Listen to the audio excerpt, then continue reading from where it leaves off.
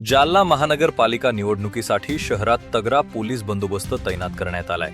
जालना महानगरपालिकेच्या पहिल्या सार्वत्रिक निवडणुकीसाठी 15 जानेवारी रोजी मतदान होणार आहे। मतदान प्रक्रिया शांततेत आणि निर्भय वातावरणात पार पडावी यासाठी प्रत्येक मतदान केंद्रावर कडक पोलीस बंदोबस्त ठेवण्यात येणार आहे। यंदा सुरक्षेसाठी आधुनिक तंत्रज्ञानाचाही वापर होणार असून ड्रोन कॅमेऱ्यांद्वारे मतदान केंद्रांवर सतत निगराणी ठेवली जाणार आहे। आज पोलिसांनी शहरातून पथसंचलन करत सुरक्षेची सज्जता दाखवून दिली आहे। मतदानादरम्यान कोणताही गोंधळ, अनुचित प्रकार किंवा कायदा सुव्यवस्थेचा प्रश्न निर्माण होऊ नये यासाठी पोलीस प्रशासन पूर्णपणे सज्ज आहे। या निवडणुकीसाठी जालना शहरात एकूण 291 मतदान केंद्रे उभारण्यात आली आहेत। लोकशाहीच्या या उत्सवात नागरिकांनी निर्भयपणे मतदान करावे असे आवाहन प्रशासनाकडून करण्यात आले आहे।